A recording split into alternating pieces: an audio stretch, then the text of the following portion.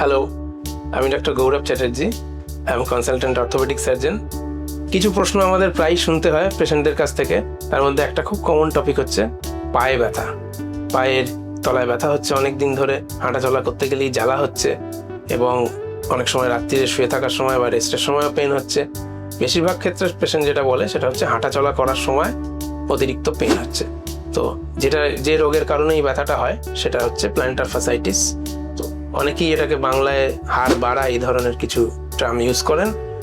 খুব শর্টে বলতে গেলে পায়ের তলায় আমাদের একটা পর্দা থাকে, একটা পাশা থাকে, সেটাতে ইনফ্ল্যামেশন বা প্রদাহ হয়।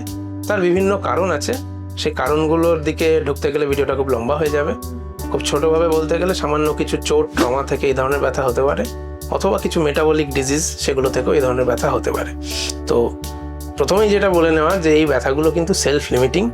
এই ব্যথাগুলো কমে যায়, নিজে থেকেই কমে যায়। এবার কারো ক্ষেত্রে সেটা 6 মাস নিতে পারে, কারো ক্ষেত্রে সেটা 6 সপ্তাহ নিতে পারে। তো কিন্তু কমে যাবে, এটা নিয়ে খুব চিন্তার কারণ নেই। এবার আমরা কি করব এই ধরনের ব্যথা হলে? প্রথমেই যেটা করতে হবে, হাঁটা চলা শুরুর সময় আঙুলের ওপর দাঁড়িয়ে পায়ের আঙুলের ওপর টোয়ে ভর দিয়ে কিছু এক্সারসাইজেস আছে, সেইগুলো করতে হবে। 10-15 টাইমস রিপিট করব, নাম্বার 1। নাম্বার 2, একদম সফট ফুটওয়্যার পরবো। সেটা নরম ফোমের চটি, স্লিপার্স হতে পারে বা আকুপাংচার শুজ হতে পারে। থার্ড সেটা হচ্ছে স্ট্রেচিং ধরনের এক্সারসাইজ রেগুলার আমাদের করতে হবে। পায়ের তলার যে সোল আছে সেই অংশটা স্ট্রেচিং করার রেগুলার করতে হবে। এবং যখন ব্যথাটা খুব বাড়ছে সেই সময় কিছু মেডিসিন ইউজ করতে হবে যাতে ব্যথাটা কমে। এবং সেগুলো আমরা অবশ্যই লং টার্ম সাজেস্ট করি না। যখন অ্যাকিউট পেইন হচ্ছে, খুব বেশি হচ্ছে, তখন সেটা আমরা সাজেস্ট করে থাকি।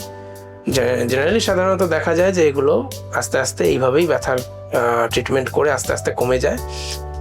অনেকের ক্ষেত্রে সেটা সময় নেয়, তখন আমরা কিছু ক্ষেত্রে ইনজেকশনও প্রয়োগ করে থাকি। তবে প্ল্যান্টার ফাসাইটিস নিয়ে একদমই ভয় পাওয়ার কিছু নেই। এরকম ব্যথা হলে আপনি ডাক্তারের পরামর্শ নিন।